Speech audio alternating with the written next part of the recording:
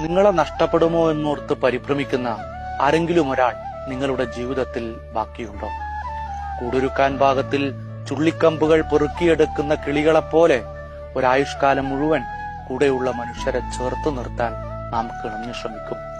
ആരും നഷ്ടപ്പെട്ടു പോകാതിരിക്കാൻ പലയാവർത്തി നമ്മൾ അവരുടെ പിന്നാലെയോടും.